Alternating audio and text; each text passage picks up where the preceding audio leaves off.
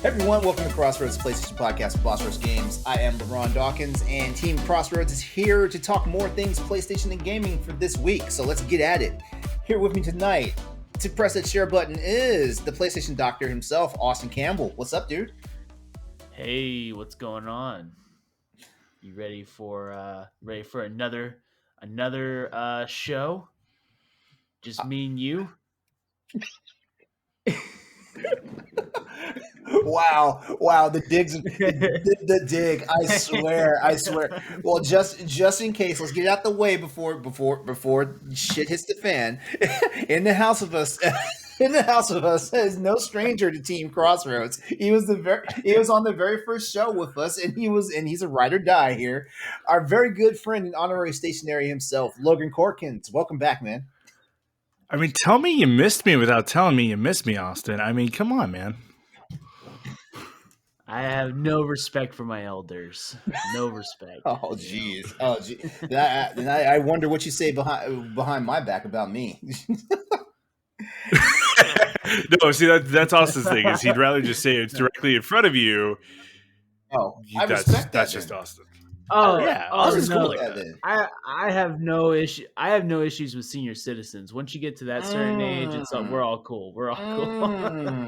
Dude, but LeRon's got like 20 years on both of us, man. Come on. Like, I'm only like a little bit older. LeRon's like AARP level older. Which thank you for reminding me. I need to get signed up for that. Dude, what is it like getting discounts at 5 o'clock when you go into a restaurant? I don't get those yet. The only way I get those is if I show my veteran's ID card. That's the only way I get those. You have a jitterbug? And typically it only happens, certain times of the year. Wait, Austin, do you have a jitterbug? Oh, do I have a what? Do you have a jitterbug? I don't even know what that is. What is that? You know those old people phones where they got like the buttons that are like this big and the phone that's like this big? It's like you never see those commercials? I've seen that for life. I know what you're talking about. My knees and hips function okay. I don't need that just yet. Dude, what happens when you're at the gym though, and like your hips just go out? Like, dude, you need to get Life Alert for this. We're caring about you, LeRon. I'm just gonna lay on the floor and hope someone like throws me in the hot tub or the sauna or something. That's all I'm gonna do. That's how you want to die, is in the hot tub or the sauna. Okay. Good to know. He wants to go out half baked. It's not all bad. I heard the orgies are really great at the elderly's at the dude, yeah. Oh man, apparently the rate of sexually transmitted infections is through the roof at retirement homes and retirement facilities and stuff like that. Like, you can only play so much bunko, you know what I'm saying? Yeah. At some point you got to play bunko in the bedroom, if you know what I mean. Yeah. Guys, how have you been? How have you guys been? Good. Having 3 months off was nice. Been good. Yeah, 3 months off, man. What have you been doing with all your spare time, man? Like, oh, dude, should we be jealous? Should we be jealous? Yeah, you should be. You should be a little bit. Yeah, I took 3 months off. And no content. A little TikTok here and there, but that's about it.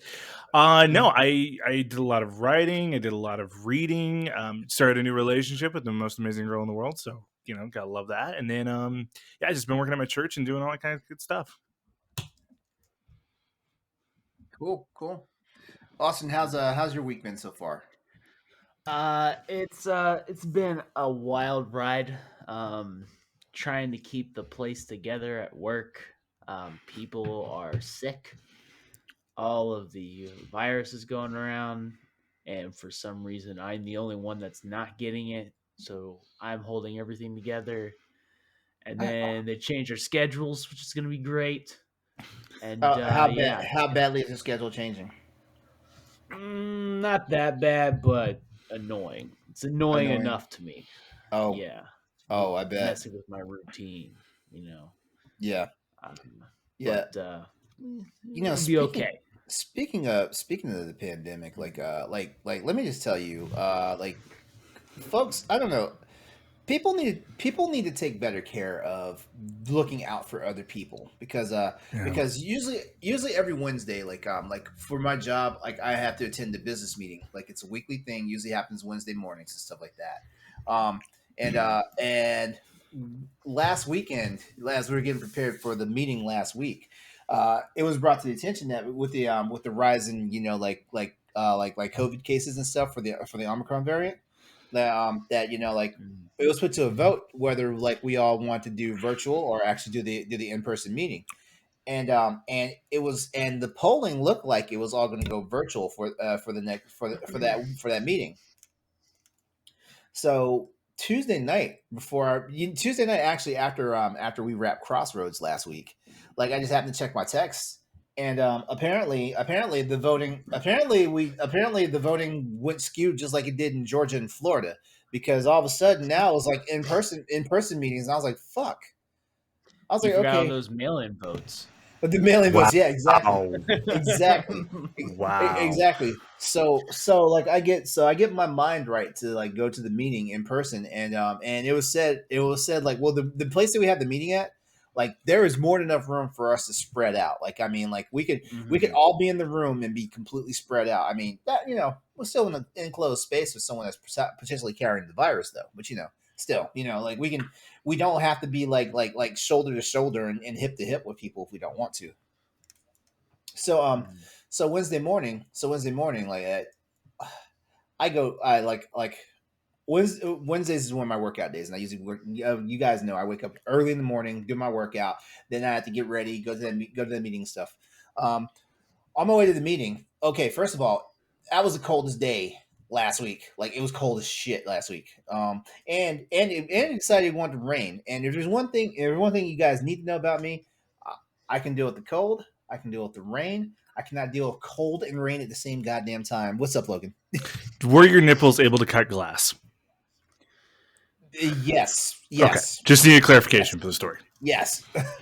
So I'm driving there. Like my mood's already getting soured, and I get to a traffic light. I'm stopped at the light, and something just tells me to look at my phone, to check messages and whatnot. Okay, so there's a text. There's a text because usually my phone's on do not disturb mode until like 8:45 in the morning.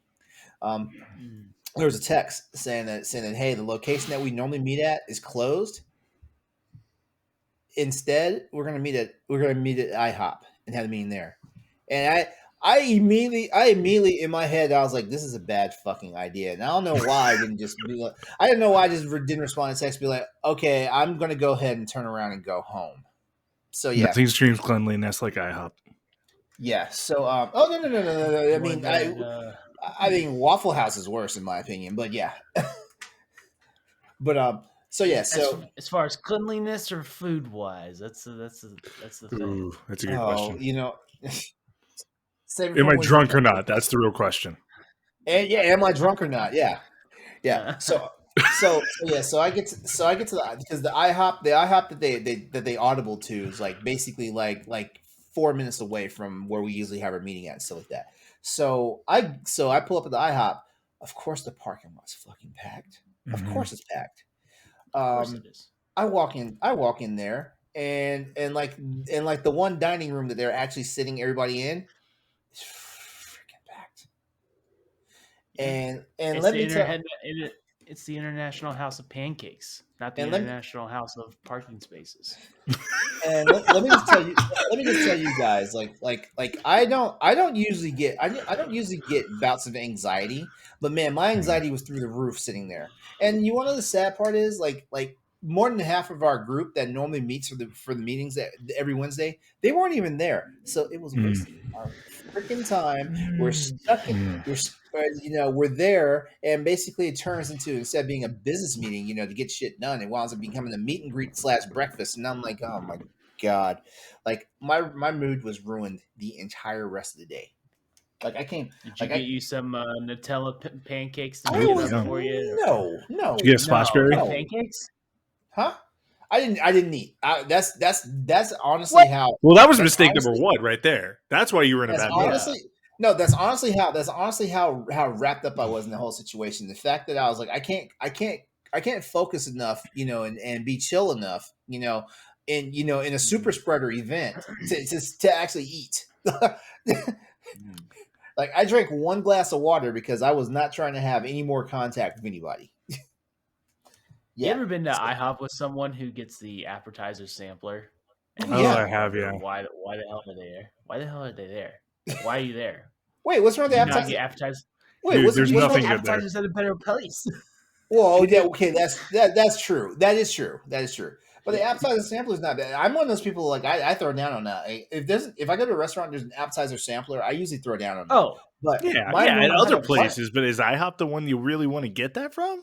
Like, Well, same yeah, reason, yeah. like, same thing is like, why would you go to IHOP? I was there recently, and some lady was complaining because her steak wasn't a medium rare. Who goes to IHOP and gets a steak? I tell you what, People do all the time. Like steak, it's like steak and eggs, like a nationally recognized breakfast Yeah. though. Yeah, I love steak and eggs. I get Steak it and eggs, at, but yeah, but at IHOP like though, at the, come on, at the house diner, but I get it at the mom's diner. exactly. Shout out to mom's diner, but no IHOP, not at IHOP. No. But see, okay, Yeah, LeRon, I don't know if you have him down there in you're in North Carolina, right? Virginia. Yeah, Virginia. My apologies. I don't know if you guys. I mean, I know Austin does. Texas Roadhouse, man. Like that's where you go to get a steak. That's where you go to get a steak. But That's where you go to get a steak. Texas Roadhouse isn't open at 8:45 in the morning. They will if you're fat They don't enough. have eggs. The only eggs they have there is armadillo eggs, and you don't want those. Oh, are those like their version of jalapeno poppers? Those are good. Isn't I think that's what They're blooming onions. They're blooming onions. The shit too. I know that. Well, but The see, blooming though onions compared to good. Outback, though, it's like, not really. You know what? It's been a while since I had Outback's blooming onion. It's the but Outback they're- sauce that makes it. Yeah, exactly. I'm Yeah. gonna say this. I've been to both Outback and Texas Roadhouse in the last year. Texas Roadhouse, way better blooming onion. Mhm. Outback's is always burnt. They always overcook it. Yeah. What's up with that? That's because you're going to the ones in Oklahoma. Well, it's called Outback, okay? They bring where you're here, you're Australian, okay? That's their motto. Yeah, have you ever been that annoying guy who actually orders in an Australian accent at an Outback? Because we know I have. No. That's a very thing. No, that's how you get someone spitting in your food. Oh, dude, yeah, That's a it was the busy worst thing. experience I've ever had. That's why I was doing it. That's why you were ordering in an Australian accent? No, like you were I the didn't dude? start with it. Like the appetizer was terrible, so my friend's like, "Hey, you should mess with them by doing this," and so I did. And didn't end well. Well, Man, how oh, did man. that go? What does it sound like? Dude, it's bad? terrible. Croquet. Oh god. It's no, bad. No. And I know it's No, bad. I hope they spat in your food. They probably did. It was honestly. Have you ever seen Waiting? It was probably like that scene in Waiting, Yeah. where they added some jeez. Parmesan cheese. Yeah. Yeah. Ooh. I don't think I'll. I'm Never glad be that at celebrated. Olive Garden they bring the cheese out to you, because if they asked if I want cheese on all my stuff, I'd be like, no, Yeah. I'm good. Don't. Yeah. Let me see you. Let me see you cut that cheese real quick. All right, everyone. This is Crossroads, the PlayStation podcast of Boss vs. Games. Every week we come together, bring you the latest news, rumors, games, and general discussion in the world of PlayStation. Crossroads airs live on twitch.tv/Exodus803, Tuesday evenings at 8 p.m. Eastern Standard Time. If you can't check out the show live, head over to Apple Podcasts, Spotify, or any of the other podcast locations to get our show. The recap of this show airs every following Wednesday night at 7 p.m. on my YouTube channel, youtube.com/Exodus803, as well as early Thursday mornings on youtube.com/BossRushNetwork. If you want to see previous episodes of our show, all 64 episodes of Crossroads can be found on our parent website, bossrush.net. If you like the show, please consider subscribing to the podcast and giving us a follow on Twitch. And remember to share, rate, and review us wherever you check out the show. All right, fellas. I want to know what have we been playing this week? So, guys, who wants to go first? What you been playing? What you playing, Logan? Go ahead. I'm doing a speed run through Horizon. Gonna beat it one more time before Forbidden West. How many times have you done this game now? This is the 7th, but this is a speed run. So today I did the first cauldron in 10 minutes flat. Wait. Okay. So let's look at something here. Horizon Zero Dawn speed runs. What's like your overall goal time of beating this game? So the fastest I've beaten it before is 32 hours. I'm gonna aim for 29. Okay. I think I can do it. Okay. Because Okay, so I feel like So I'm seeing some speed times here that are under an hour 45. yeah, jeez. I've watched a few to kind of get like an idea. There's a 100% speed run in 7 hours and 6 minutes. That's what I was and gonna see, ask. and I'm Are trying to you 100% it 100%ing though or are you too. getting Yeah, I'm to the 100%ing end? it, and that's the problem Okay. is like so many of those side missions at the very beginning, they're trying to get you to use your focus, right? And they're having you clear a good 1,000 feet before you actually reach the final objective. So it's like, gosh, I'm running around doing all this, scan this. Okay, now I'm going around. That's the annoying part. The fights I'm getting through in 30 seconds or about 45 seconds typically. Like I've been getting better and better. It helps that like my aim's gotten a lot better too. But I've never completed all 3 hunting lodges either. So that's the goal for this one is to beat all the hunting lodges and 100% them. Yeah. Okay. But then I'm also Alright, playing Again, Spider-Man platinum. as well. Are you gonna get the platinum? You play what? I'm also playing Spider-Man. Doing another run through the first one on Yeah, the first PS5 one. or Doing a PS4. Yeah, I'm doing the full thing on, but I'm also doing the DLCs to that too because I think that the Black Cat DLC is one of the most underrated pieces of DLC we've seen at PlayStation in like the last 5 years. I think it's absolutely genius. Spirits, the story's so good. So Yeah. Black Cat was probably the only good DLC. yeah, the Tombstone was kinda Maggia Wars weren't great. Yeah, Yeah. But that Black Cat stuff. Black Cat stuff was really good. It awoken many memories. Black Cat and Spider-Man. A lot of teenage dreams of. Yeah, well, not really even teenage dreams. Younger than that, probably. Jeez, I can't remember. wow. You're sitting there after a long session of VeggieTales and Black Cat. Not VeggieTales. I never got into that. Fine, Bible Man. That way. I legit keep Definitely forgetting not how Bible Man. I legit keep forgetting how young Austin is. Like, damn, shit, you're just barely past drinking age. He's not that young. You're what, 26? I will be 26. Yes. Okay. Yes. Yeah. So- Hey, wait, hold on. He no longer has a register for selective service. At least. Like they stopped. I'm getting cheaper auto insurance. Yeah, but are you still on your parents' health insurance though? Wait. I thought it was 27. You get 26. cheaper auto insurance. No, No. I'm not on my parents' health insurance. I got my own a long time ago. I forget my you dad are was more. like, all right, you're out. You got a job. You got your own health insurance. That's game over. Game over. Logan, anything else you got going on as far as games? I haven't like I said, I haven't been on content in like 3 months. Forza Horizon 5 and Halo Infinite, I'm always playing on my Xbox. So those are the only 2 games. Yep. All right, Austin, what you been playing? I'm still playing Doom Eternal. Mhm. I'm liking it, but I'm ready to be done with it. It's really hard. I don't have the patience for it anymore. I'm not good at games anymore, but I'm decent at first person shooters, and I say decent because my friends are, or at least I'd say 2 of my friends are really good at first person shooters. It's like insane how good they are, and so like to me, I'm mediocre, but I'm not bad. But Doom Eternal is really just like eating my lunch in some places, just because there's so many things you have to remember, which I think we talked about. LeRon, did we talk about that last week? Because you played Doom Eternal, correct? I played a little bit of Doom Eternal. I'm not gonna say I'm an expert at this game. I'm not gonna say I'm well versed in the game. Well, I don't know if you remember just like how you get your armors. You have to use your flamethrower, and how you get your health back is you have to do your finishers. And do your finishers. Yeah. I'm like, why is there so much depth to a first person shooter? You know, it's like It's like, Yeah. I you know, just I'm I I'm just all want a for basic. exactly. I'm all for Yeah. reinventing the Yeah. wheel, but damn, like I honestly Yeah. felt like it was manufactured difficulty.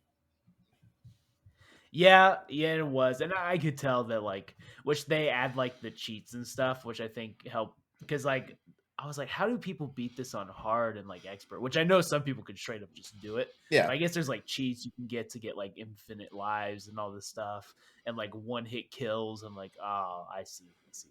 I'm just trying to beat it yeah, regular, exactly. Yeah, and it's pretty I mean, hard just on normal. it's So a good looking game though. I will say that. oh, I've taken plenty of pictures. I can't wait to beat it so I can publish the pictures that I took. And I'm I'm really liking it. There are some awesome moments in it that I just got to. I would say that I'm probably like 60-70% the way through. I feel like I'm getting closer to the end. But there's like some like just totally dumb in a boy's journal type of things, like just the stupid stuff that they have Doom Guy doing is just insane.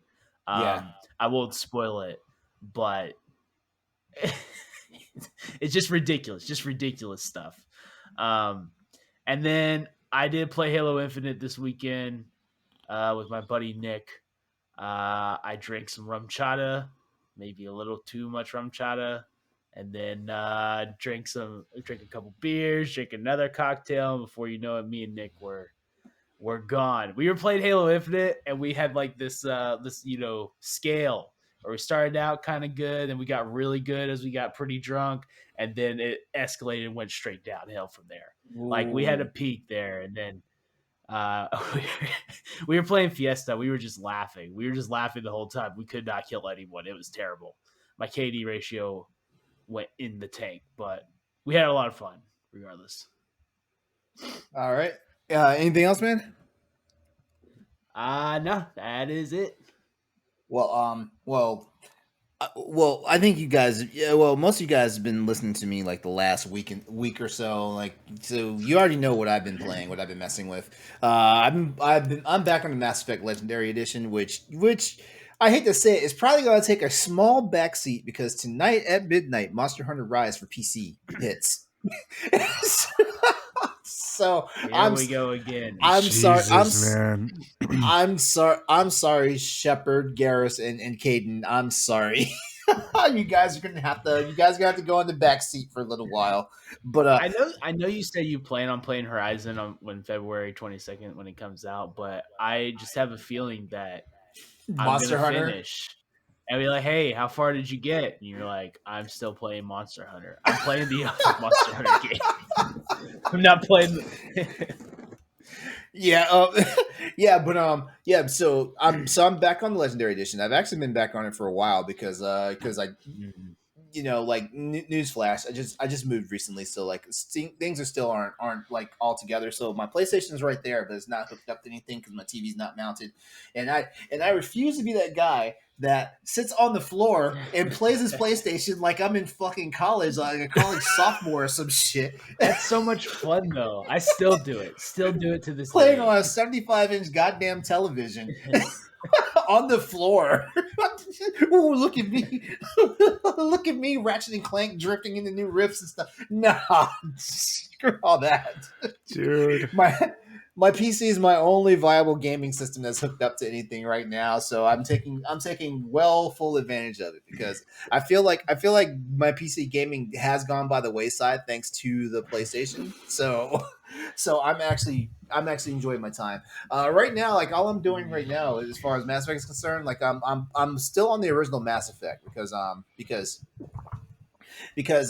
Mass Effect Legendary Edition comes out, and 2 weeks later, Monster Hunter Stories 2 on the Switch drops. So like priorities already shifted as soon as that game came out. So, but what I have been doing is I have been playing with mods on Mass Effect, and oh my god, like I'm up to so much tomfoolery right now in Mass Effect. It's insane.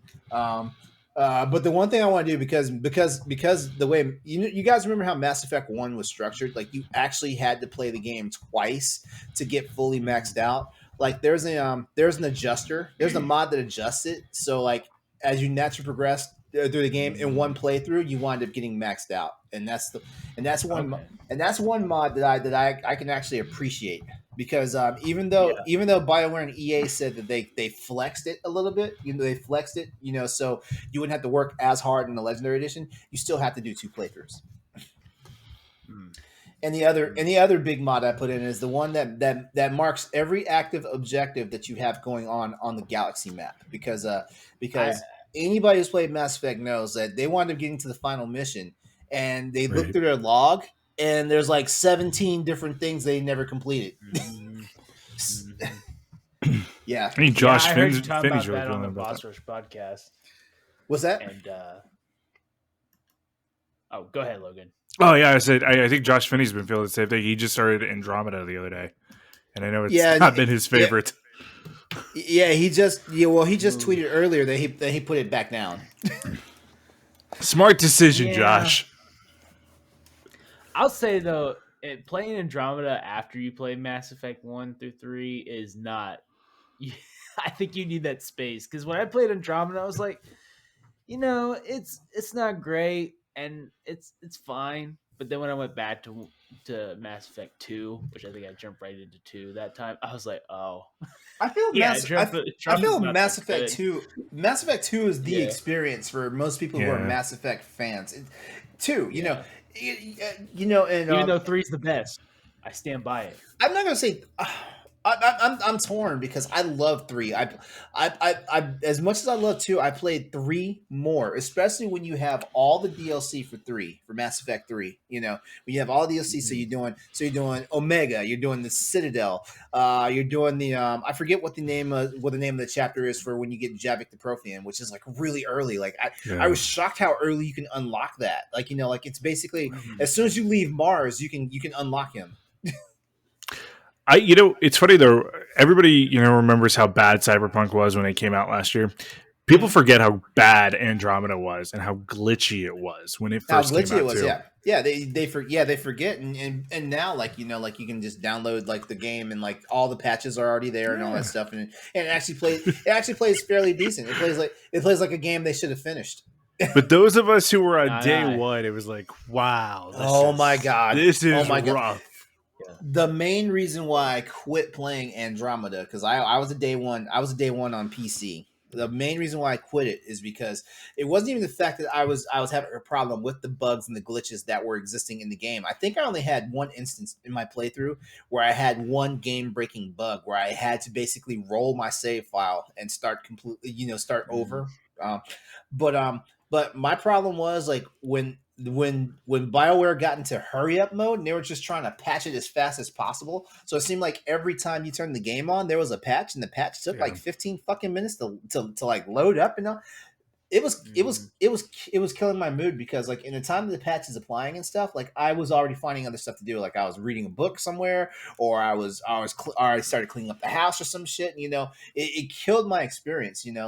So I think I only got halfway through the game before I ultimately quit. And now everyone's like, please go back to play the game. Like we'll appreciate it. And I'm like, yeah, I'm sure I will. I just need to get it up. If that makes any sense to want to partake in it. See, I know how you feel because like that was how I was with Avengers, where I got to the final mission of Avengers, and there was a glitch that wouldn't let me beat the game. I just put 30 hours into that campaign and nothing. It was frustrating. Mm-hmm. I had such high hopes for Avengers. I felt the same way playing Ghost Recon Wildlands. Oh wow, my friends kept playing it over and over again, and my game save broke. Oh, did you hear the news? Did you hear the news? 4 times. What game is it? Battlefield. Steam is giving everybody refunds for really. That was fast. Steam is getting I was reading if it wasn't this morning, it was last night. But they're giving everybody refunds that they're asking for it. What even those outside the 14 days, and even if you played more than 2 hours of it, they're giving complete refunds because I think now the user base is down to 10,000 players. Like everybody just dropped off. Yeah.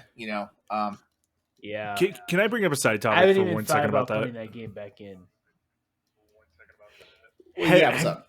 have you guys noticed that EA in like the last 3 or 4 years, it feels like they rush everything? And I have a question to that is that like Xbox trying to get all this content out from EA? Like EA just keeps rushing every little thing that they do, and then they have the issues, right? Like Jedi Fallen Order had issues as soon as it launched. Mhm.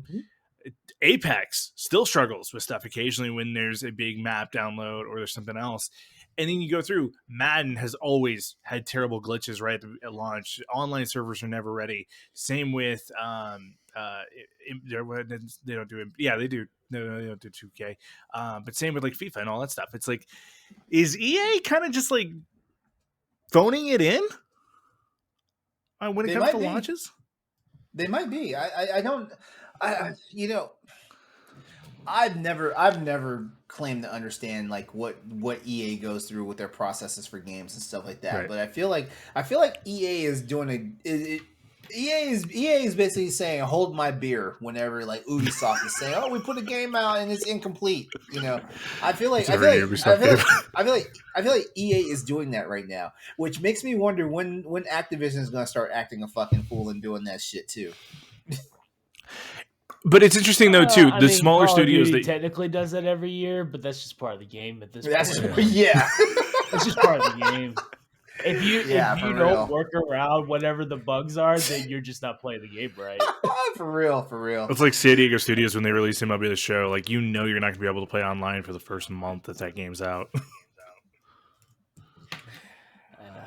All right, yeah. Well, that's been it. That's been it for me. Like the new Monster Hunter game, like drops. You know, like as of right now, as of this recording right now, the new Monster Hunter game drops in less than 3 hours. So I'm ready. I'm not staying up late to play this game tonight. I'm not waiting for midnight. You know, to flip the switch. Oh, but you say that, and we're going to see a tweet at midnight. You don't know me like that.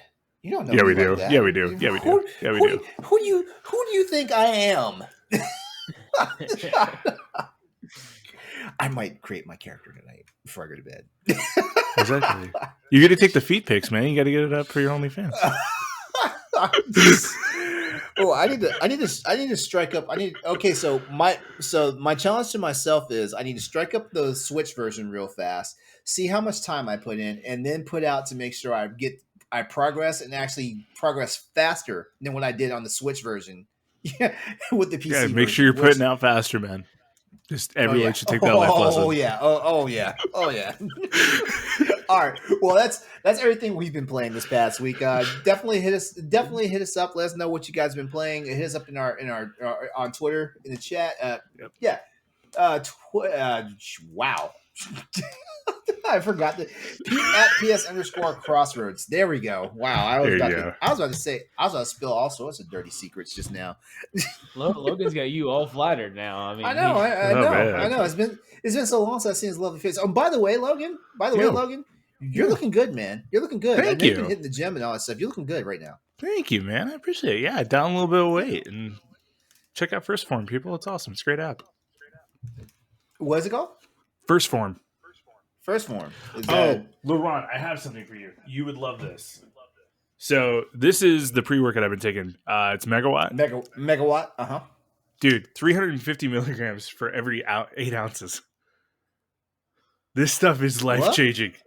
It's awesome. What? You do 2 scoops of this in an 8-ounce, man, you are having a great day.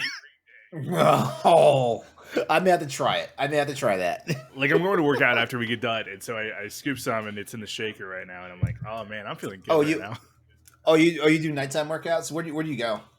So I go to this gym called The Foundation here in Kansas City. There's one over at Westport that's awesome. It's got 3 levels to it. It's a really small gym, but it's really, really cool. And so they actually went viral not so long ago because so like the mascots are 2 dogs, 2 bulldogs, and they're in the gyms constantly. Like you're just doing cardio one day and you'll just see Gus. He's a big old bulldog. He'll come around and he'll Gus will drop a dumbbell in front of you, and you have to do a couple reps. It's the funniest. Like no, joke. Look up the look up the foundation, the Foundation Liberty. I'll send you a link to it. But Gus and Mo, they are the 2 bulldogs that like we say they run the gym. They're the mascots of the gym. And dude, like they'll do cardio randomly with you occasionally. They're always at Oh the gym hanging wow. out. It's awesome. Oh wow. All right, so Mhm. Austin, when are you gonna get Mhm. on me, Stoy, Logan, and Corey's level and start hitting the weights? I work out at work. That's my job. I sweat at my job. Come on, it's gotta be teams. It's gotta be Team Swole for Boss Rush. Come on now. No. If I lift 100 pounds like repeatedly in like 90-degree current weather, even in the winter, because for some reason people leave the heater on in the winter because they get cold at night, but then it gets warm. It's a whole thing. It's a whole thing. Trust me, I get my workout in the day. I don't have time to do it at night. I got games to play. Okay. I got games to play. You know what? And on that note, let's. Here are this week's new and notable games for the week of January the 10th to the 16th. So I gotta start this segment off by saying that new game releases haven't just gotten slow; they've downright ground to a halt. But we're about to come to the busiest month in PlayStation. Like February is absolutely stacked. I know. My poor bank account. My poor bank account can't take it. And the sad part is, this is all PlayStation games. Like, I mean, like I looked at the roster. Which, by the way, Austin, I think we have our first big topic for Crossroads Plus. We're gonna talk about this year's lineup of games. We are. It's huge. Oh boy. We're gonna talk about this year's lineup of games for PlayStation. All right. So given that basically like it's another slow ass week. It's not the slowest week because last week, well, I don't know. This week is actually like in competition for last week as being the slow week here. There's only one noteworthy new release to talk about this week. But before we do that, can we take a moment to celebrate the release of the new DLC for Far Cry 6, which is out right now? Yeah. Boom. Far Cry 6 Pagan Control adds another twisted world for you to explore. The mind of Pagan Min is fractured and filled with many dangers, but you'll still want to make sure that you can explore every nook and cranny therein. Season Pass owners are playing it right now. Go get it. Check it out. Far Cry 6. You know, anything Far Cry 6, with Giancarlo Esposito, like that already got Austin's stamp of approval. That's right. And Pagan Min's a great character. Troy Baker's coming back. Yeah. All right. So already released on 10th of January was a game called ZJ: The Ball Challenge 4C, which is on PS4. And I don't know. You know what? I actually Austin, take it away. This. Take it away. Okay, so this company does a lot of these games. There's also a game called Our Church in Halloween, and there's like God. Our Halloween in Church. It has like 10 parts. Each part's like $1, and they're really easy platinums. And guess who bought every single one? Well, this game be right up your alley too. Because this game is 99 cents in the PlayStation Store right same now. company makes this. The same people make this, and they have another series, and they're constantly putting out these like games. And I'm assuming that it's like Ministry, which cool. I'm all down for. But according to this, the game's release is part of a Breakthrough Gaming's Bible Video Game Sundays series. Just maybe put them all together and make one game, and then not flood the PlayStation Store. Because if you go to the PlayStation Store and go buy new releases, there's like ZJ the Ball everywhere.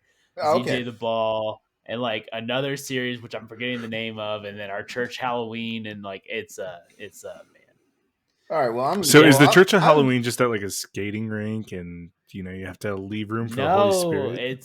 It's actually like wow, I think it's like an RPG type of game, and it kind of looks like Pokemon, where it's like top down, it's black and white, but I don't really know. I haven't played them yet, but I did buy them because.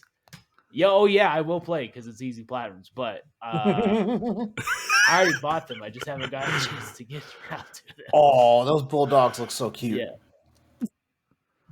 I just saw Logan's picture. Those bulldogs look so cute. Yeah, they're the cutest things in the world. All right. Is On he cuter than the Punxsutawney Dr. Phil that I put in the chat last week? on the 13th of January, we have a game called Battle Brothers, which is a turn-based tactical RPG that has you leading a mercenary company in a gritty, low-powered medieval fantasy world. You decide where to go, whom to hire or to fight, what contracts to take, and how to train and equip your men in a procedurally generated open-world campaign. Do you have what it takes to lead them through bloody battles and to victory? Look at that price tag. Actually, no. That is not the correct price tag. I just didn't edit it. Yeah, like Battle Brothers is out on PS5 and PS4, and I could not find the actual listing of it, the proper listing of it. So, yeah, there you go. It's like, wow. I say it's a price. Okay, so guys, which of this week's releases has you most excited?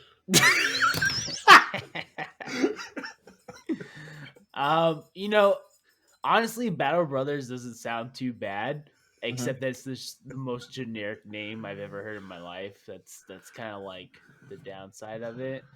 ZJ the Ball Challenge, though, $1, an easy platinum, a good Bible story hopefully is involved.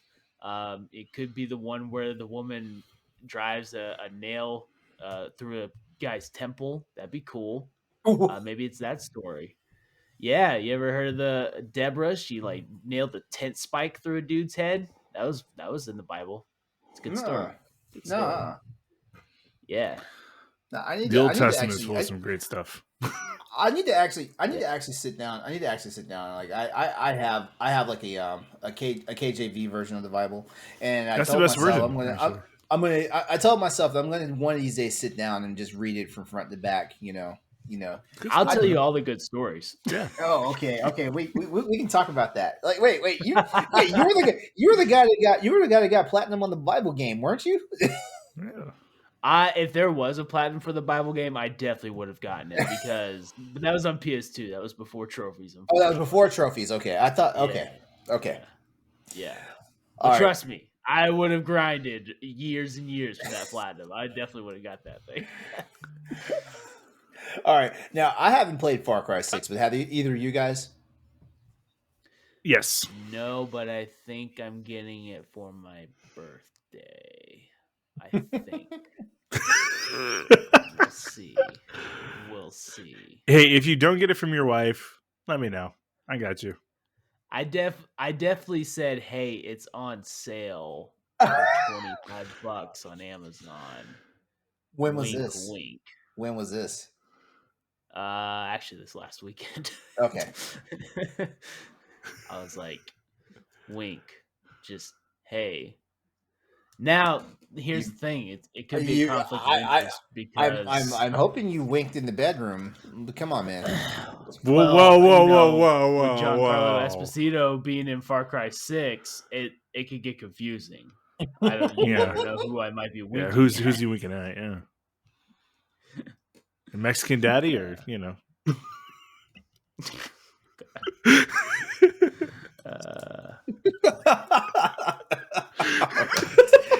All right. Well, that's story number one. Yes.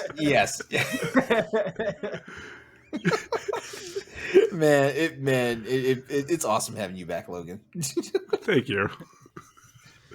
All right, our first story for the night. Naughty Dog has multiple projects in production for both PS4 and PS5.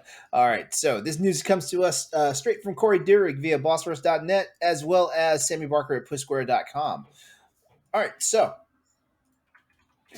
during CES this past week, the director for The Last of Us and the newly appointed co-president of Naughty Dog, Mr. Neil Druckmann himself, came out during Sony's keynote to discuss his involvement in PlayStation Productions, Sony Pictures, and the Uncharted movie.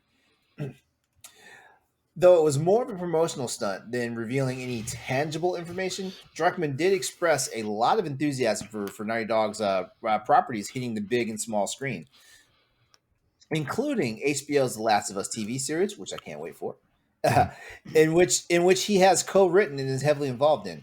Druckmann closed out his segment by revealing that the studio is working on multiple projects for PlayStation, stating, in his own words, "We're dying to share with you the multiple game projects that we have in works at Naughty Dog."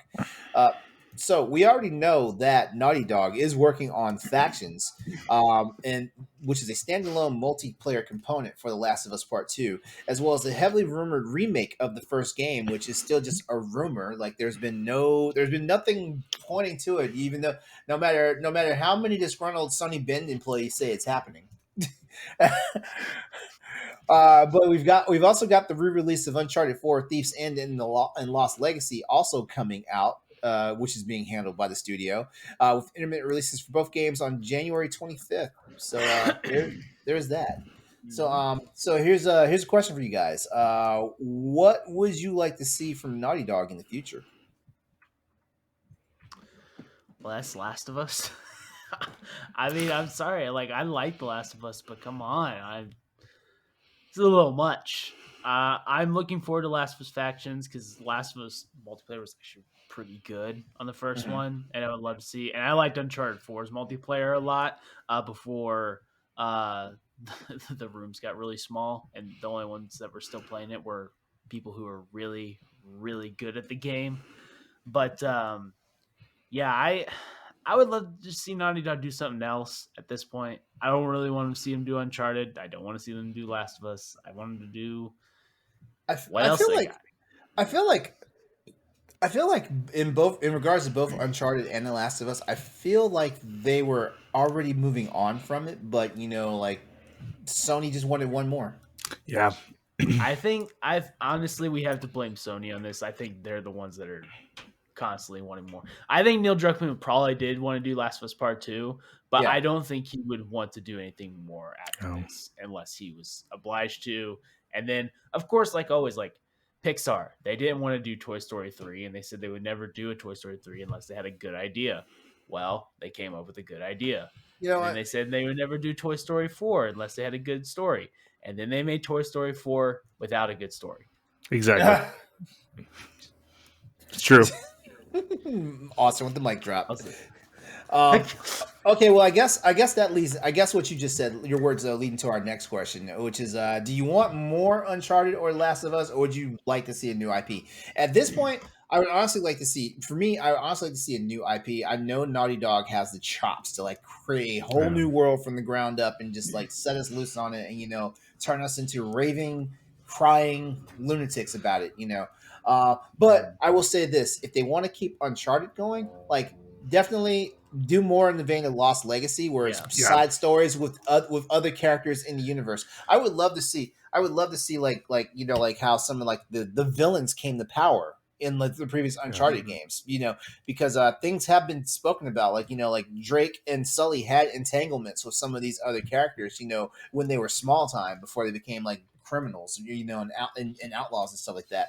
So if we're gonna keep Uncharted going, definitely pull away from Drake, Sully, and Elena, and go the route of some of the other characters that have like some really good like notoriety in the series.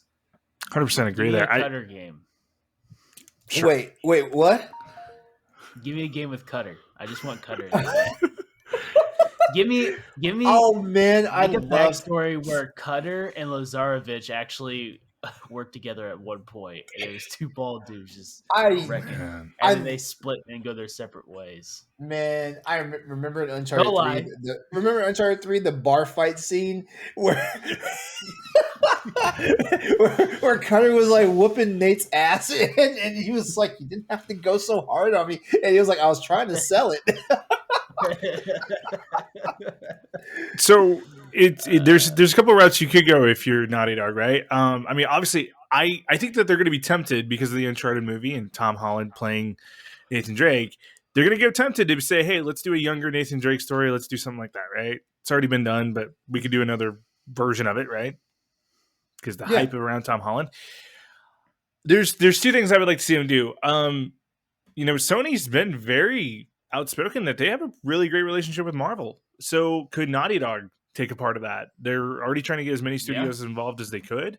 I'd love to see Naughty Dog take on, if it's Naughty Dog, it has to be something that's a little bit more story driven than anything else. And I think that you could tell a really interesting Captain America Winter Soldier video game story out of it. You could do, I mean, honestly, you could do it all with Cap back in the 60s, back in the 70s, whatever it was, or back in the early days of Captain America, doing those missions where Bucky is just Bucky, not Winter Soldier. You could do a whole lot of that. You could do a lot of different cool things with that. The other thing, too, is Naughty Dog did create a game years ago, and that recently got revived, and they could go back and make another Crash Bandicoot game because Crash is back. The last Crash did really good sales, and I mean Sony's always going to want something there. So Naughty Dog made Crash Bandicoot 3 Warped. Be cool to see them maybe go back into that genre again as well. Yeah. Problem is Activision owns it. So True. Yeah. That'd be the only way. It's not. Yeah, It's not Sony exclusive. I mean, this. Dexter's still available. I was about to say like the safe route would be Jak and Daxter. Yeah, Jak and Daxter would be cool. I'm starting to think of what a third-person Marvel shooter could be like. If they want to stay in the same vein, you could do like a Punisher third person. I was just about to say, dark Punisher, make a Blade game. Yeah, that would actually be really cool. And you could stay, Naughty Dog could be dark and whatever they want to be. It'd be. Yeah, for real. Last question. Last question. Do you guys think that Naughty Dog is just the powerhouse studio at Sony currently, or is someone else holding that mantle?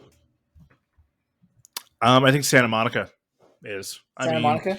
Okay. I think Santa Monica. You look at the sales of God of War; it was off the charts. Mm-hmm. God of War Ragnarok is arguably the most hyped game of the year. It's like Sony's going to be in the Game of the Year conversation no matter which one of their heavy hitters it is this year. From Guerrilla, Forbidden West, we know Forbidden West is going to be good.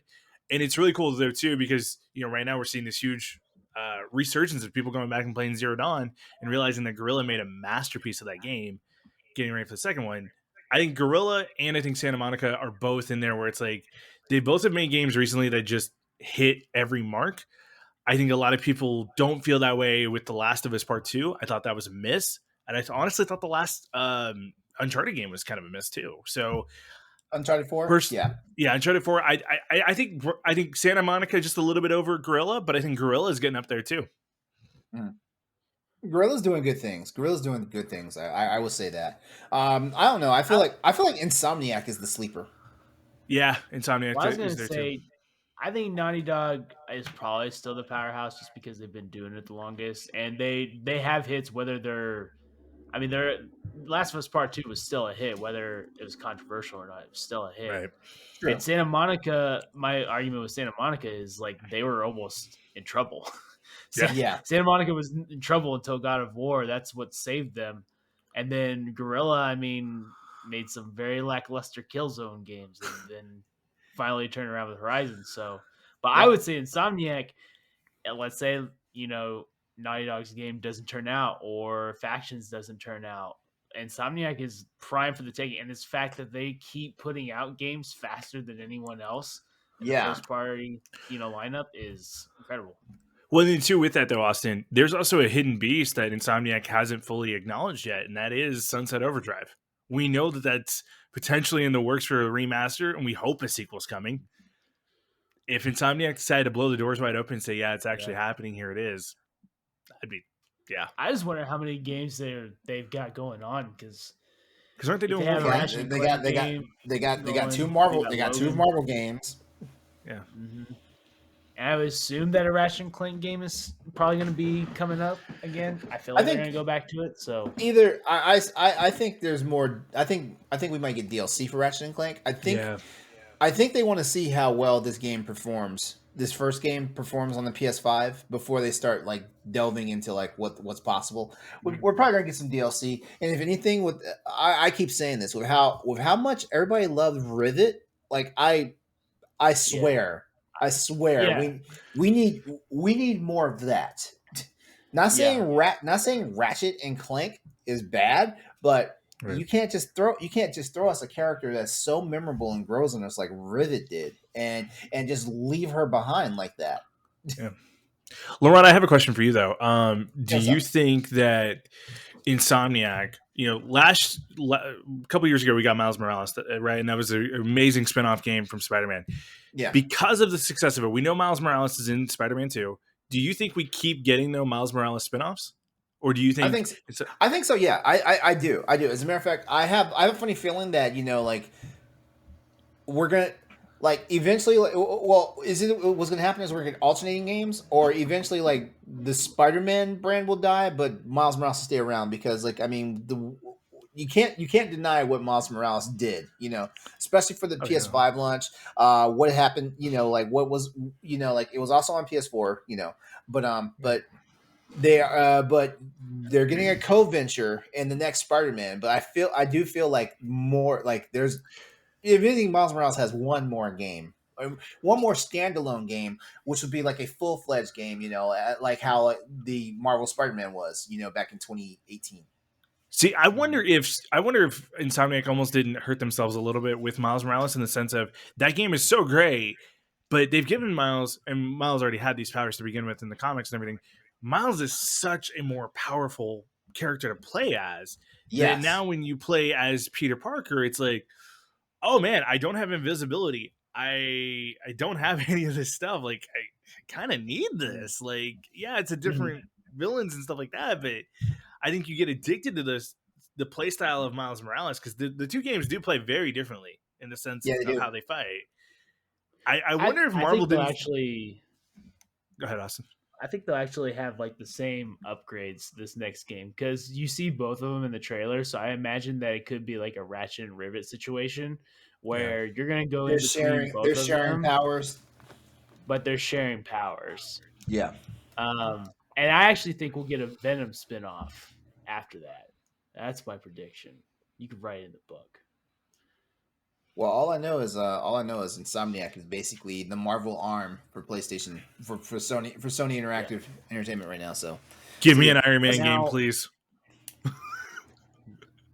they had that game. It was a VR game. No, They tried. no, I don't care about the VR. I want a good Tony Stark game, and I Listen. don't want some boob playing him like in Avengers. Unless someone is giving me a Resistance game, everything needs to stop. Insomniac can focus on what's important. That's Okay, Austin. Though, Resistance. what if you got a Insomniac. really good I feel like Killzone? Insomniac is the only company that can handle Resistance. I mean, like these guys have the imagination when it comes to weapon technology. I swear, Yeah. I swear when you look at Yeah. we look at the fact that they had weapons that translated like from Ratchet and Clank into Resistance is just hilarious and amazing at the same time. Yeah. It's awesome. Yeah, I still stand by it. The fucking tracer weapon in Resistance. You didn't have to look at the enemy to shoot them. That was like, what was it? Was it Black Ops 3 that they, or yeah, it was Black Ops 3 when Call of Duty had that one specialty weapon where it would automatically aim for you and it was a dead hit every single time. Oh man, a game that already needed to be nerfed. All right. Well, let's go ahead and move on to our next news topic here. Ghost of Tsushima sells 8 million units. That's right, boys and girls. Ghost of Tsushima is in there. You love it. This news also comes to us from Corey Deering at BossRush.net, as well as Sucker Punch Productions' Twitter page. All right. So Sucker Punch has always made great experiences. We've seen the Sly Cooper trilogy on PS2, which was a masterclass in platforming, while Infamous and Infamous 2 on the PlayStation 2, I'm sorry, PlayStation 3, my bad, made the studio a household name with their unique and open with their unique take on open world superhero games. See, Logan, no matter how long you stay away, nothing's changed. I still get tongue tied on the simplest words. After Infamous I miss Second you, buddy. Son and First Light at the launch of PS4, however, Sucker Punch decided to go in another and more unique and challenging direction. What fans received was nothing short of masterful and open world samurai inspired game, which we all know as Ghost of Tsushima. The American-based developer took a huge risk in developing a game with another culture in mind, but showed that they could design the game with great care and respect for the feudal Japanese culture, while taking some creative liberties for the sake of making a fun and interesting game. Even Jin Sakai, the main protagonist, perfectly represented the samurai teachings of those times. Some of the more prominent Japanese developers, like Yakuza creator Toshihiro Nagoshi, stated how much they enjoyed the game as well. It seems more than a few people enjoyed Ghost of Tsushima too, as Sucker Punch announced this week that their game sold more than 8 million units worldwide, making it a bona fide hit as a PlayStation exclusive. Stay tuned, boys and girls, because we're gonna come back to this 8 million units real soon here, a little later in the show. Ghost of Tsushima is available on PlayStation 4 and on PS5 in its director's cut form. Also released last year was the Iki Island DLC expansion, which is a brand new island adventure where players to explore. So yeah, congrats, Sucker Punch! 8 million copies. Like you got a hit on your hands, and Austin and I, we are continually sucking because we have not played the game yet. We have not bought the game yet. Okay. I went away for 3 months, and y'all still have not touched this game. Hey, shame on you. Shame on your cow. I mean, Austin and I have too many games to play. Yeah, and also that's why I don't go to the gym. We came. Wow. Also, we came to an understanding when they announced like this flim flam for the Ghost of Tsushima director's cut, where it was like you have to pay an extra $20. We're like, you know what? We'll just wait for this sucker to go on sale. Yeah, and did it go on sale? No, not really. I mean, but it will. It will. It will. Give it nearly 2 years. I think it's actually been on sale. I think I've seen it for 45 or something. I think it was on. Yeah, I it's think still it was 45 on sale. though. I think it was on. Yeah. I think it was on sale right after Thanksgiving, and then yeah, it was part of the Black Friday. And they immediately unsaled. And they immediately unsaled that, like not even like a few days later. Is that right? It's honestly one of those things where that Days Gone, Ghost of Tsushima, and Last of Us Part 2 is just like a time where I wasn't playing as many games. I was playing a ton on like Switch. I was playing a ton of like just like Call of Duty type games, and so I just missed so many games from. That's what happened with me. I played a ton of Overwatch. The main thing that happened with me with Ghost of Tsushima. You were big Overwatch, yeah, right? Yeah. Sadly, we were playing Anthem too at the time. The main thing that messed me up with Ghost of Tsushima is I had a base PS4 system, and my PS4 was starting to act up. So it was one of those situations where I was like, I'll go ahead and retire the system now because the PS5 was coming. So it was one of those things like I can't remember the last time I know I'd actively stopped playing my PlayStation when Monster Hunter World came to PC. Like I killed my PlayStation Plus subscription. And there was really no reason to turn it on that much. Like God of War came out later and Spider-Man came out, and I did play those, but you don't need PlayStation Plus for those. Yeah. But by the time Ghost of Tsushima came out, like my PS4 was starting to act a fool. And I was just like, it works, but I was doing one of those stupid ass things where when it's in rest mode, it would just turn stuff on and spit the disc out. So I basically just started unplugging it. It's just one of those things where it's like I was anticipating the PS5 at that time, and everything was just like I was trying to catch up on PS4 games, and it's been put on the back burner. I play a lot of games. Those three in particular, like I just missed that window for whatever reason. Yeah. Well, as the person who actually played and beat the game on this podcast, it is phenomenal. I think the great scheme of things, like people don't talk about it enough, right? Like, I think like it says a lot, Austin. I don't know. I don't hear anyone shut up about it. Yeah. I hear it talked about all the time. Yeah, fair enough. In my circles, apparently they don't. But I think it does say something too. Like, Austin, you are as big of a PlayStation fan as I know, right? The fact that you haven't played it yet, and I think like there is a lot of diehard Sony fans who haven't played it yet.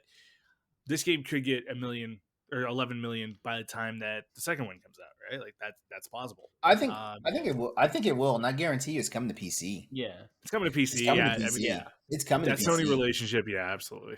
Yeah, I love the game. I thought the multiplayer stuff was awesome too. My thing is I know when here's what I know for sure. Whenever I play this game, whenever I buy this game, I'm going to have to commit to playing it right then and there because what's going to happen is a whole bunch of stupid shit's going to come out throughout the year and it's going to take my Yep. attention away. So whenever I get the game, I just have to make the commitment to play it and beat it right then because if I do like what I'm doing on Mass Effect right now, like I'm never going to beat the game. I'm never going to beat the game. LeRon, let me ask you this: you appreciate open world games, right? I do. Okay, you won't have to commit. The game will pull you in enough. It's gonna sucker you into making it a priority. Like I wasn't hyped about it when it came out. I was kind of like, oh, it's an open world game. That's the only reason I'm buying it because we all know I'm a little slutty for an open world game made by Sony. I'm a little loose with it. That world, man, it's right up there with Horizon, as beautiful as it is, but it has so many mysteries behind it. And the story, I think it's the best story of that year, hands down. Like it's right up there with God of War as far as storytelling and just the contrast of characters. And it respects Japanese culture and just Asian culture in general really, really well. Amazing representation throughout it. I know I'm going to enjoy it. It's just like I gotta strategically plan when I play it because it's not even a negative towards like the game and Sucker Punch and their work they put into it and stuff like that. I just know how I am. I get video game ADD, especially when games I absolutely truly want to play come out at a certain time. Like Monster Hunter pulls the rug out of so many other games because like I'm guaranteed to like soak up 500 plus hours in a Monster Hunter game when I could have devoted 20 of those hours to beating this one game that like is an opus for its time and stuff like that. It's just weird and yeah. See, I gotta plan this properly because like the Callisto Protocol might be coming out this year.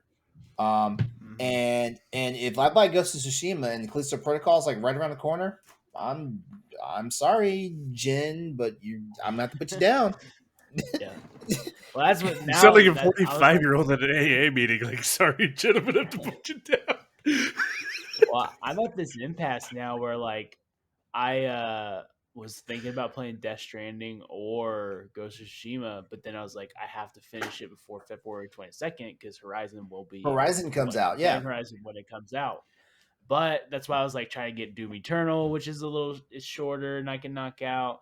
And then like was gonna jump into Mass Effect because I played it before. I could easily jump back in, but I have to like plan out what small games I can knock out and like what games I could definitely return to in that time because once Horizon's out, it's over for every other game. It's over. So, For real. Yeah. I told my girlfriend, don't expect me around for like the 3 days that it takes me to beat Horizon. Yeah. I've got vacation time planned around it. My wife's birthday is around the time, so I gotta be quick about it if I'm gonna do that. We are on a trip to St. Louis the weekend before. We go to St. Louis. As soon as we get back, it's like I'm in Horizon mode. Leave me.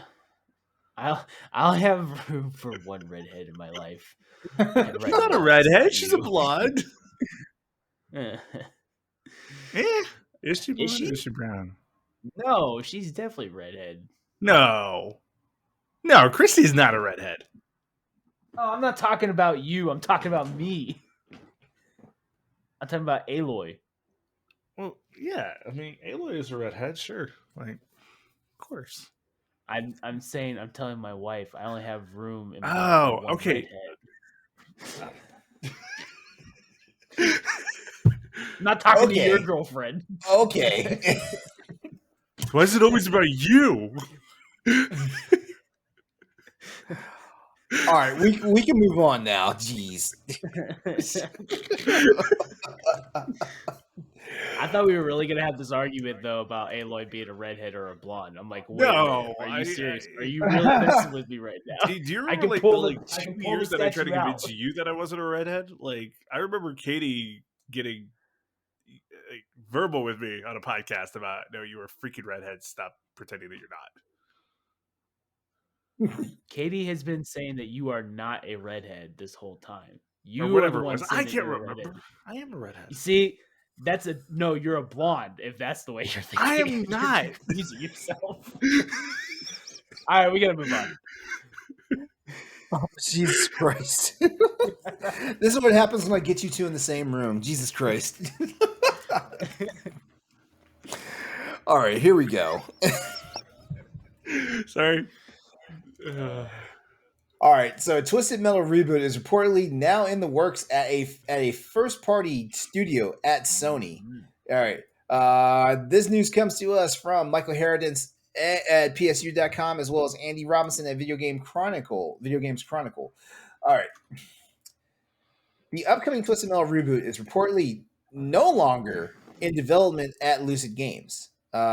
Just so you know, Lucid Games, they were the studio that was behind Destruction All Stars. But Sony Interactive Entertainment has apparently decided to shift developers from one of its European first-party studios, Lucid Games, who worked on Destruction All Stars, and they are no longer involved in the project.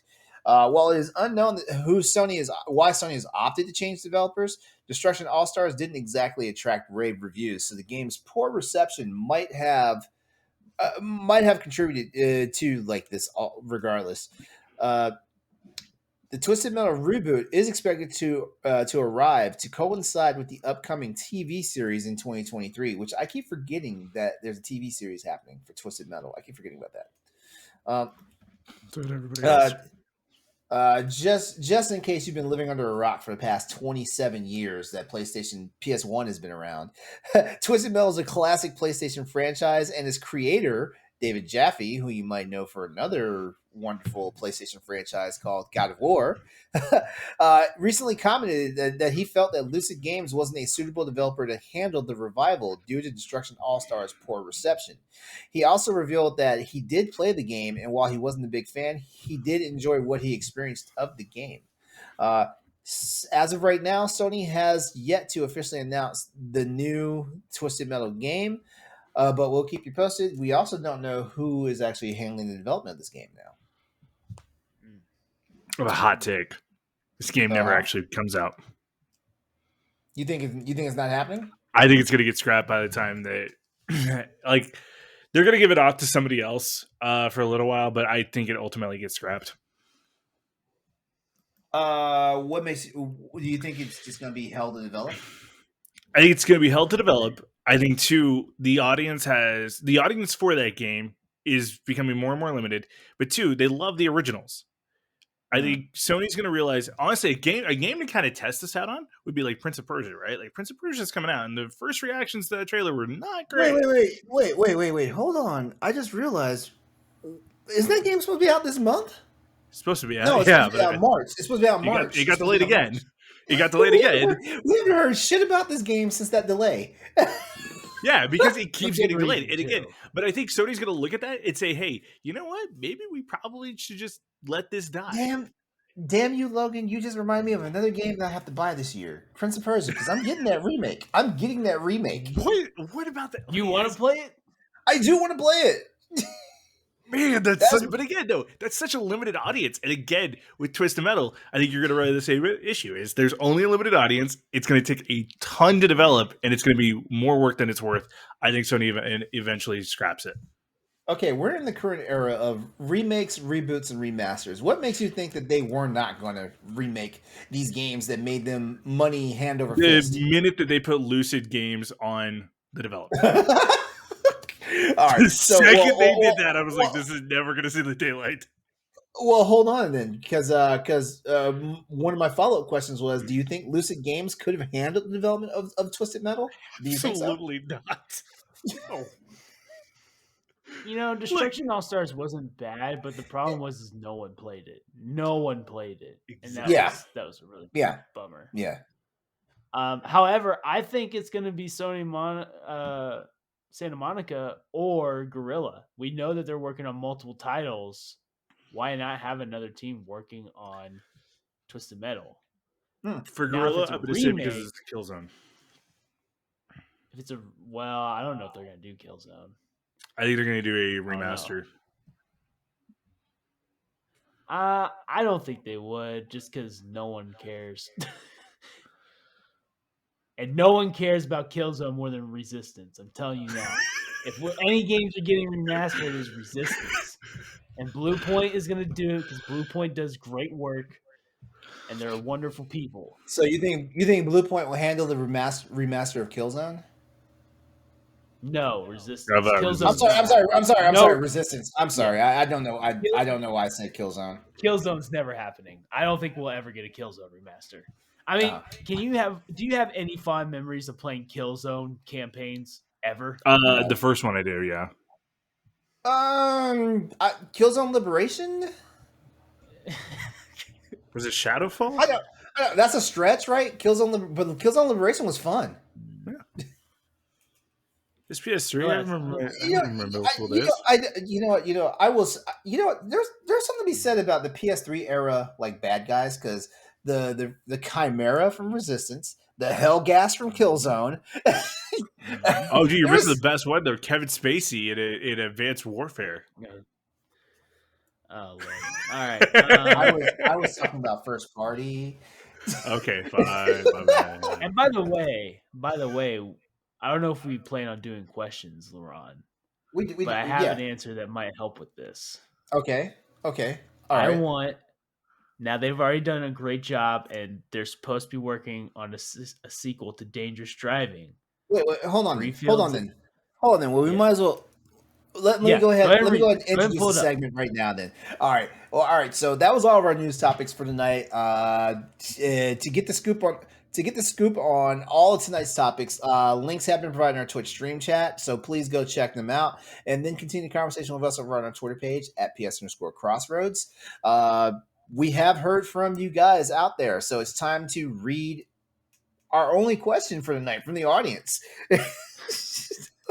All right, so this question tonight comes from a gentleman by the name of Spetsnaz81, who, if you do not recognize that name, you may recognize his other name, which is Stoy, who is a frequent flyer here at Crossroads. Stoy asks us tonight, what's one studio Sony should pick up? And he also adds, if they really need to. So, Austin, you said you had something for this? Yeah. Well, Dream World would be a Devolver, but that's never happening. So I could kiss that dream goodbye. But Three Fields Entertainment, they made Dangerous Driving, which was the Burnout 3 clone on PS4. It was excellent for what it was, for the budget they had, for the team that they had. If Sony put some money behind it, those car physics, the crash physics, are going to be way better, and they can make a Twisted Metal game. They could. Okay. But I would be okay if they just made Dangerous Driving games, because that Dangerous Driving game was awesome. You put the Burnout 3 soundtrack on Spotify while you're playing, and it's just like playing Burnout 3. I loved it. Dude. The Three Fields Entertainment. Give me some of that classic yellow card right there. Yeah, for sure. Logan, is there a studio you have in mind that Sony should pick up next? Yeah, but this is like never gonna happen. Like never gonna happen, because they've also laid their foundation with Xbox recently. Ubisoft, because Ubisoft needs leadership, and who could right this ship better than Sony? Fix Ubisoft, for the love of God, please. He does have a good point. It'd be cool He has a if good point. either Xbox or PlayStation bought Ubisoft. No, yeah, absolutely. I'm okay with either. I feel like Microsoft would have a better shot with Ubisoft, Honestly, but Microsoft just got I'd be ZeniMax okay with Bethesda. Nintendo buying them at this point. No. Hey, I want more Mario Rabbids games, okay? Say goodbye to your Far Cry games. No, like, here's the thing, though. Ubisoft Far needs Cry on leadership. Switch. They can never get a game out on time. And what the heck happened to Skull and Bones? And what happened to all these other games that, like, they could have been something to? We're steep to it. Well, we know Beyond Good and Evil got hurt because the guy that was leading that studio was screwing the and I mean that true too, screwing the help. How dare you, Joseph Gordon-Levitt? Oh yeah, Hit Record was a part of that, wasn't it? God, man. I remember that E3. That was fun. Okay, I so just every time I think of Beyond Good Evil 2, I just think of like the monkey pig thing on the hoverboard going yeah, between ship and ship, and yeah. me thinking, what is this game? What is it? Well, It's not yeah, even but see, close to what okay, the first game was Yeah, it's anymore. not. Yeah, it's not. No. like somebody needs to just go into Ubisoft and say, "Hey, you have really good ideas. The execution's bad." Riders Republic is a prime example, right? They had the mechanics from Steep that they could use for the winter stuff. That's awesome, and they had a pretty good idea for the BMX stuff. The problem is the awkward transitions to go from snow to summer. Make a summer version of Steep. Make a winter version of Steep. Like that works. I would play that. Like clearly, BMX and extreme sports games still do well. Tony Hawk had amazing sales. Skate was it Skate 4 that got announced recently, or like a year ago. Yeah.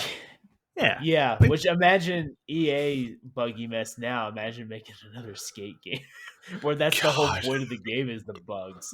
It's gonna be even worse. I It's gonna I be want great.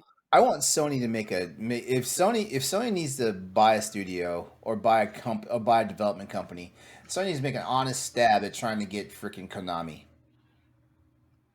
Yeah, that was my Yeah, other dream thing, like Konami, Devolver. I mean, those are the big ones. I was trying to pick a small one that was I possible, mean, but you know what? And here's the thing about it. So all Sony has to do is buy their video games arm. They can let them keep the pachinko and the oh electronic yeah, games section. Konami can keep that. yeah, Just like how like back in the day, Konami had three branches. You had KSET, you had KCEJ, and you had Konami Computer Entertainment, which is basically like the West, which is like North and South America and stuff like that. Like, shoot, like just go ahead and say, hey, we're going to take Konami Computer Entertainment, and you guys can keep KSET and KEJ. no one cares about we have loot KCEJ. boxes. We don't need your pachinko machines. it. Buy Pop Agenda so we can get another Bug Snacks. Hey, I mean, I'd be okay aren't with we? that. I'm not. We I are don't. getting I won't. Bugsnax DLC. That's Yeah, We're we are. getting DLC. Yeah, we're Yeah. getting DLC, but I want a second game too. All right. Yeah. We're gonna go ahead and move on because it's the big topic. I've been waiting for this all night. Yeah. I want to talk. He's so Okay, giddy, people. By the This way, is amazing. anytime I hear Jeff Ross, I do not think of this. I think of Jeff Ross, the the The comedian. Roastmaster General. the insult comedian. Yeah. yeah. All Dude, right. by the way, So he, every time I'm like, oh, Jeff Ross is a douche. I'm like, I like Jeff Ross. I have to think about which Jeff Ross great. it is. I watched Bumpin' Mics the other night because of him, because of Bob Saget's death. And Bob Saget did Bumpin' Mics with him and David Tell for a little bit. Oh yeah. Well, one of the best specials on Netflix. Check it out. All right. So if you want your question read on the show, tweet us at ps_crossroads or email us at crossroadspspod@gmail.com.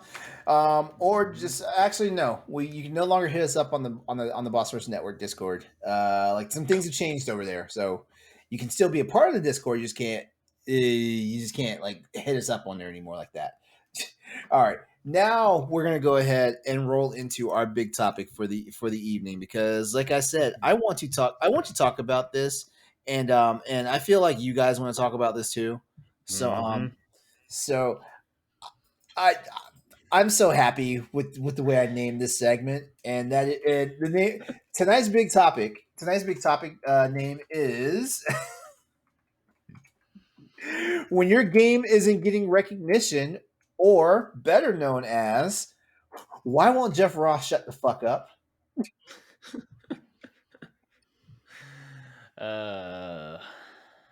All right.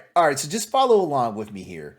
Whatever Sony Interactive Entertainment wants out of its Bend, Oregon studio, better known as Sony Bend, it isn't going to be another Days Gone, nor is it going to be, I'm sorry, Austin, a reboot of Resistance Fallen Man. At least not from Sony Bend. At least not from Sony Bend. Yeah.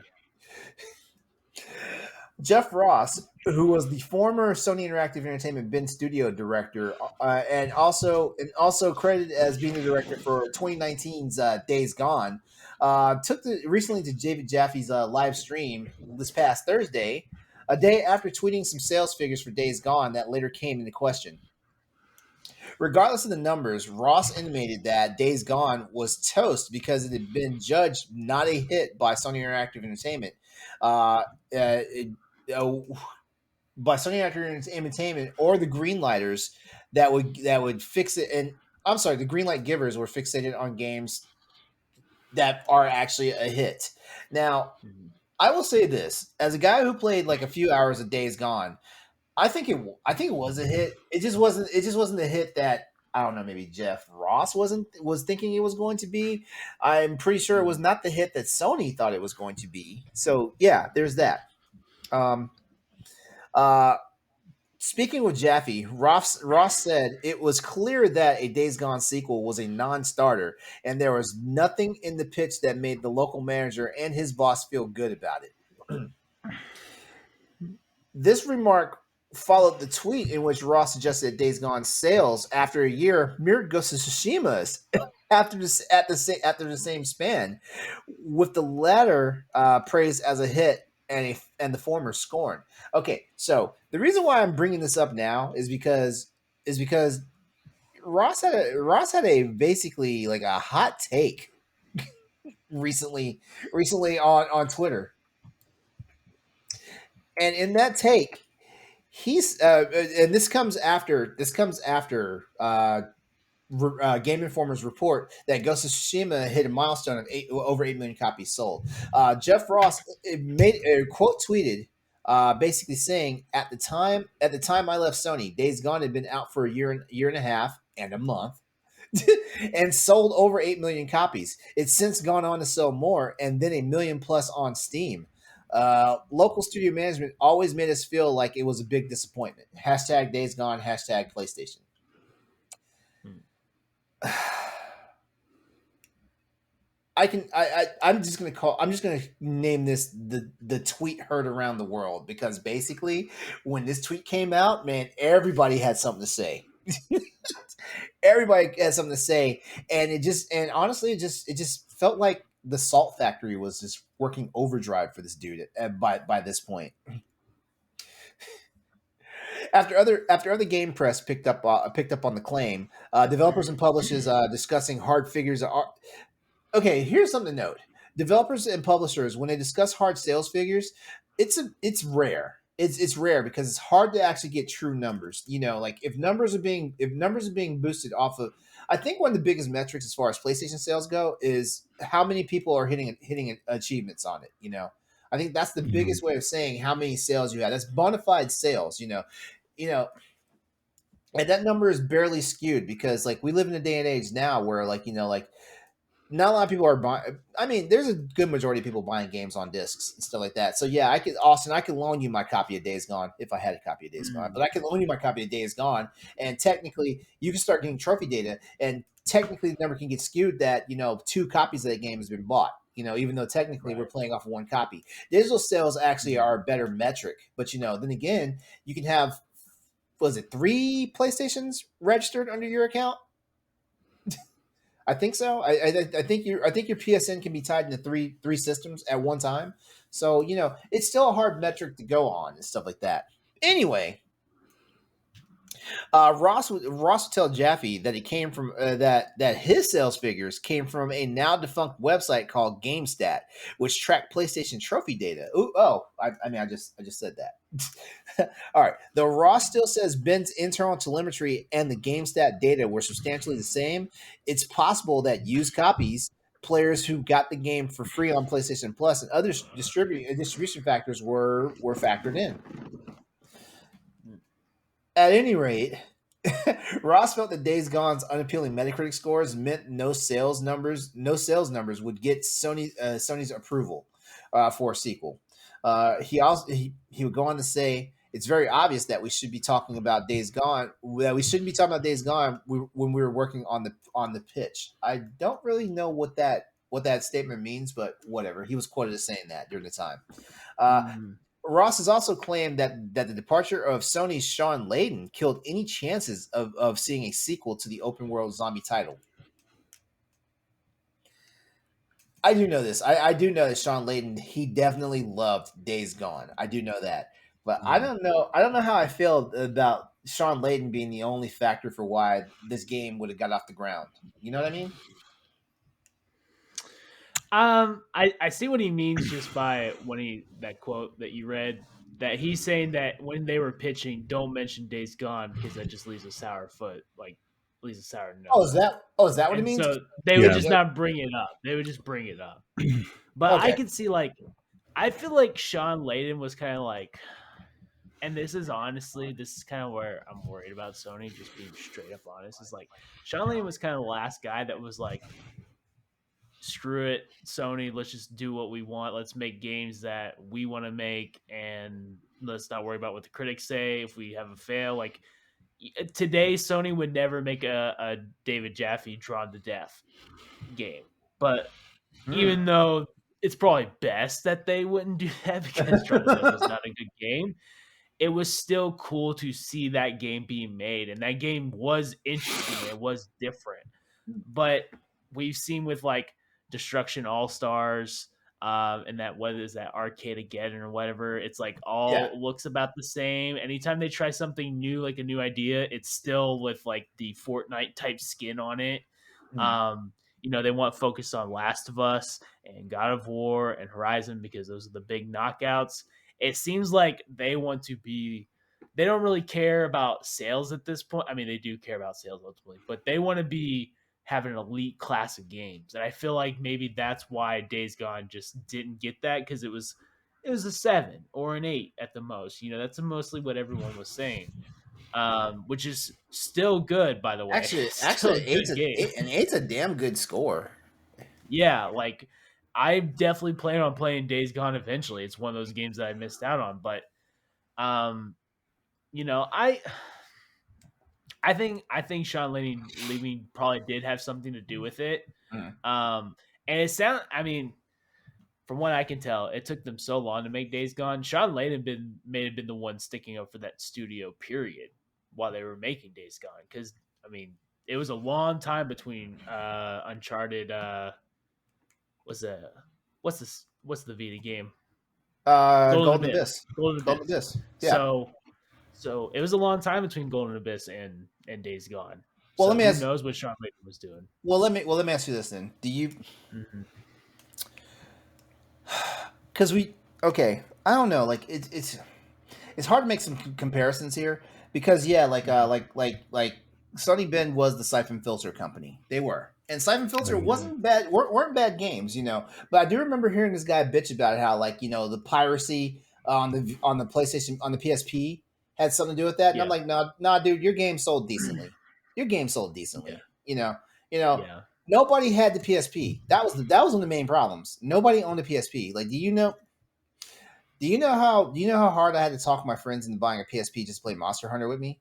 Like nobody had a PSP. So now that being said, do you think the problem with Sonny Ben was the fact that they just never they just by the time they got the Days Gone, their opportunity to show what they were really about had kind of passed. Do you think that's what it is? I think it's that, and I think that when all their studios, like their main studios, are firing on all cylinders and hitting banger after banger after banger, you not showing up to the plate and taking longer than everyone else really just kind of puts you in a class of its own, where it's like, There you we go. don't know what the direction is for this company or this studio in particular. And it sounded like they didn't really care for the leadership of the studio. That's no diss to Jeff Ross. Like I personally have no problem with Jeff Ross saying this stuff. Just like I have no problem with like athletes or musicians or anyone talking about their art. Like I have no problem with them talking whatever they want to talk about. The only thing that kind of sucks is he kind of like used the Ghost of Tsushima's success to kind of like throw in his thing right Yeah, away. That was yeah, the only thing that was like, it's kind of a shitty thing to do, but yeah. I have no problem with what he's saying in any of this. I mean, When that's his belief. I was on the EXP cast over the weekend, Mm. and we also talked about this topic. And the one thing I did say is like I cannot fault the guy for having pride in his work. I don't ever want anyone, even if you make a steaming pile, I don't ever want you to not take pride in your work, because you know what, Mm. and depending on what your steaming pile is, like it's probably you probably put your blood, sweat, and tears into making it and stuff like that. So if the public doesn't like it, still take pride in the fact that you did it, because guess what, you're doing something that 90% of everybody else cannot do in the first damn place, and you definitely stand up for yourself in that. Yeah. Now where the whole shut the fuck up thing comes about in the whole title of this thing is like, dude, pick and choose your battles. Because here's what I think will happen.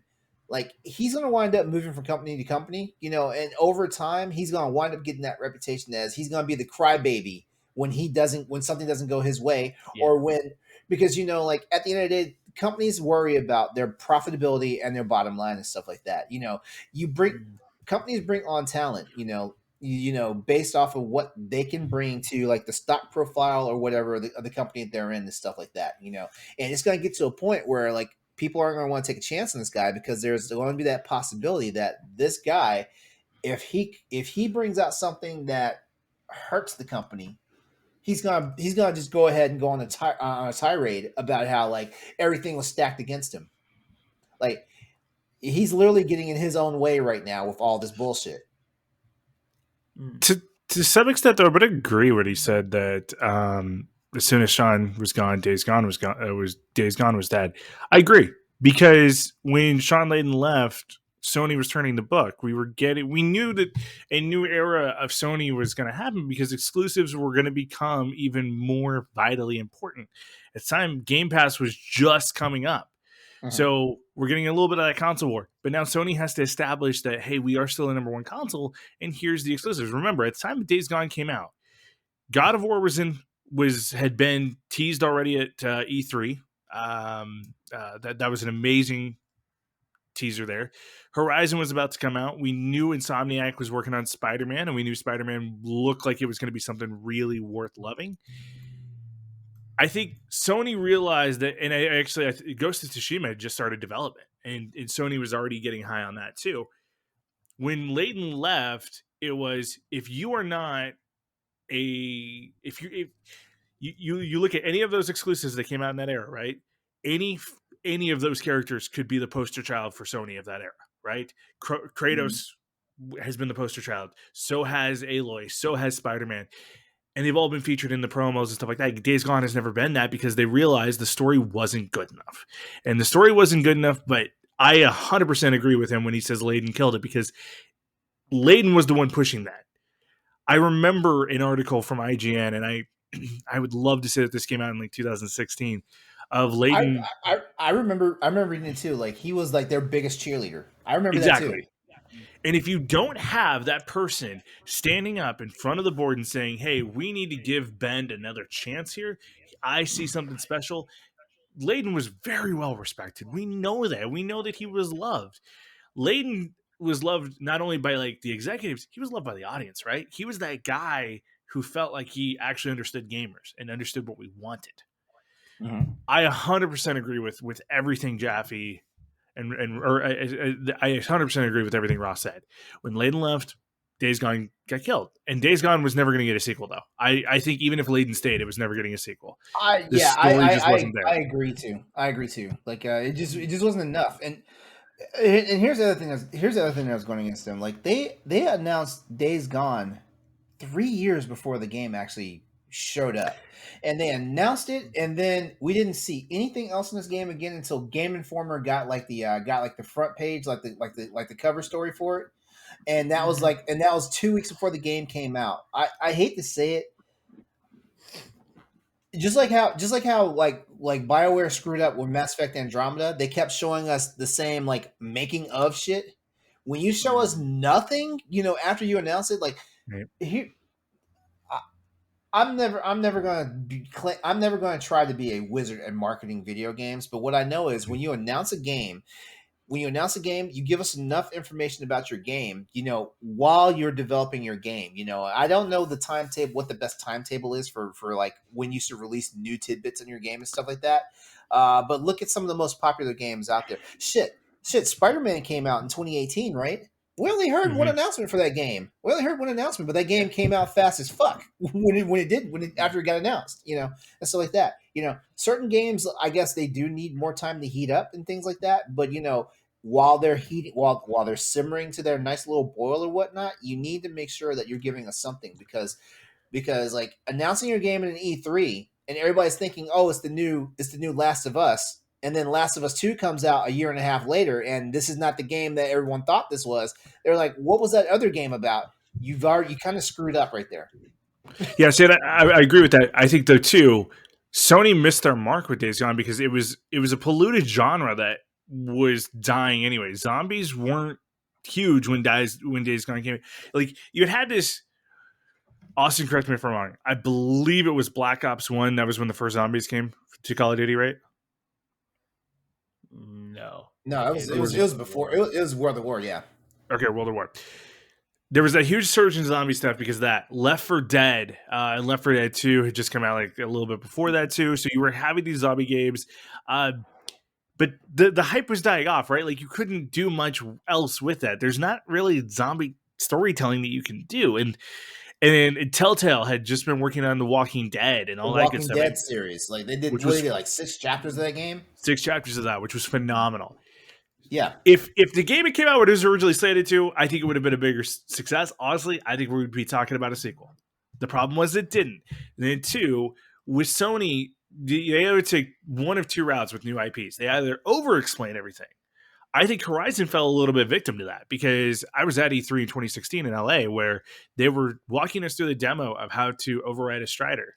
And they were telling us all this great stuff. And that was really, really cool. But I think they overdid it a little bit. Like, we didn't need to know all this stuff about the world. Like, let us experience that in game. With Days Gone, they showed us the one trailer of this guy riding a motorcycle, getting attacked on the rooftop. And we kept seeing that at Paris Games Week. We kept seeing that at Tokyo Game Show. We saw that at E3. It was the same thing over and over again. We had no idea what that story was. We had no idea going in.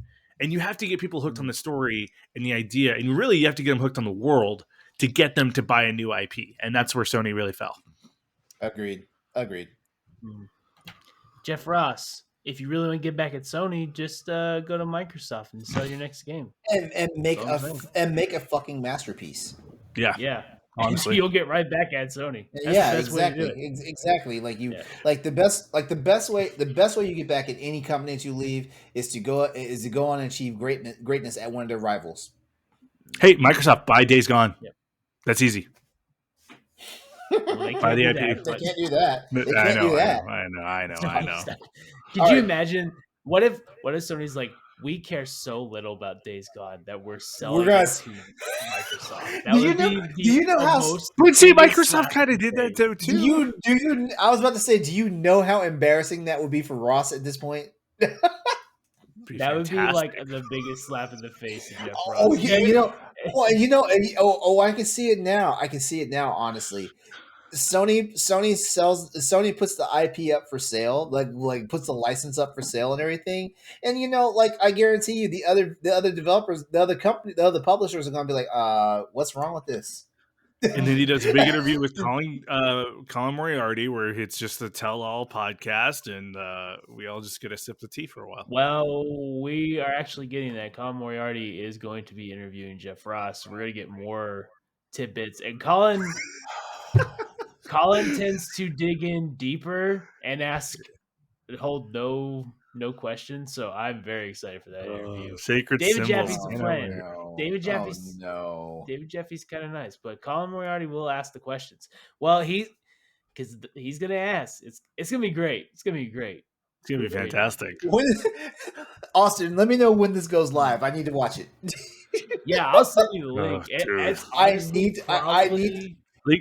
It's actually probably going to be tomorrow. Colin has low-key become the Joe Rogan of video game podcast, though. Like, he really has. When he got Vince Ingenito, I was like, wow, he's just going at it. He's going after it. So good on him, man. I still All love his right. stuff from the Kind of Funny breakup. So just go ahead and wrap this up real quickly. Okay, Ross would go on to leave Sony Bend Studio at the end of 2020, but before leaving, he said word came down that maybe he and his studio should consider rebooting Siphon Filter, the stealth shooter whose last appearance on consoles came in 2007. Ross said he felt that the studio's senior leadership was just tossing this out to get their minds off of doing Days Gone 2.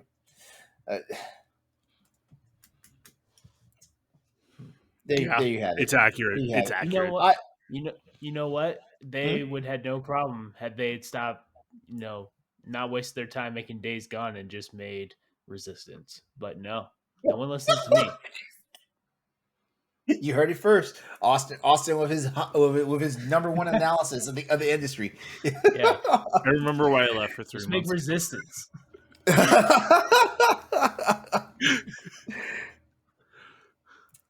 All right. Well, we're about to wrap up the show, but real quickly, this is kind of a rumor control, but at the same time, it's just more of an FYI.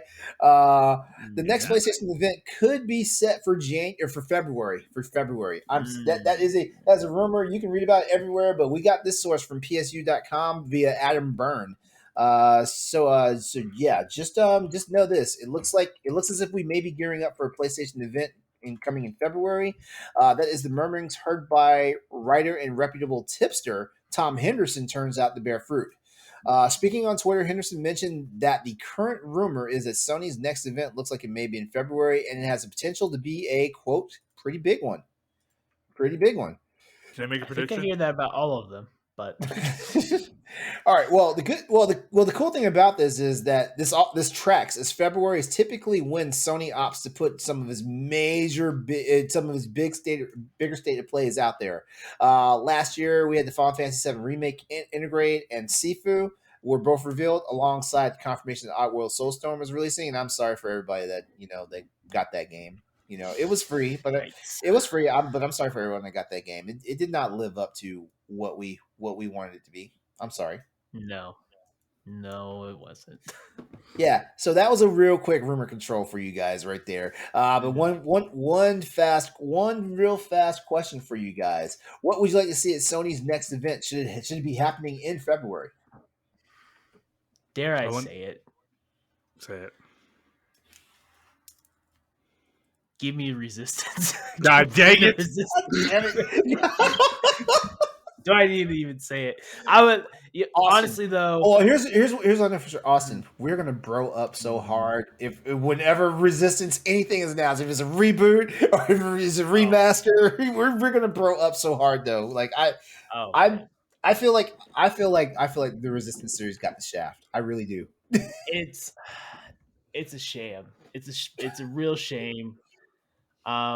Honestly, though, I would love to just see anything. I would love to see some indie stuff. I really want to see PlayStation put indies at the forefront again. If that can be anything we do. I mean, we're going to get Horizon, closer look. We're going to get probably some VR stuff, I assume. Might be getting the VR price point and all that. You know what I really want? You know what I really want? I really want them to say PlayStation Now is folding into PlayStation Plus. I want them to. Yeah. I want them to commit to that. I want them to commit to that. That needs to happen. Yeah. We need that Ragnarok gameplay. Ragnarok. Well, we just had Ragnarok gameplay. We need more. I want to know. Just give me all the Ragnarok. See, I'm terrible at predicting stuff now because I have no idea what's coming. Like I love the wow factor of being like, wow, I didn't know this was coming. Okay, so there's the I think this is too soon because I realistically think this is happening in April, but Horizon DLC. I mean, we know it's going to happen. So you think they're going to announce Horizon DLC? You think they're going to roadmap Horizon that fast? I think they would. Oh yeah. Oh yes. I mean, in February, it's Gorilla. It's Gorilla. The DLC's already been done and made. Like we're gonna have a state of play, and they're gonna be like, Horizon Forbidden West is coming out next week, but get ready because we have DLC coming for the game that's not even out yet. Come on now. Oh, I'm not gonna do that. Wait, okay. You can download the DLC now before the game even comes out. Get your season passes ready. Frozen Wild. What didn't Frozen Wilds get announced like 2 months after? Yeah, it was like a month or two. Maybe you're I right. don't Maybe remember. I don't remember though. I mean, hold on. The complete edition of Horizon came out like a year later. Right, but So but Frozen Wilds was out though before that okay. I don't because know. it was out like 3 months before, and then Hold on. Christmas time they came out with the complete edition.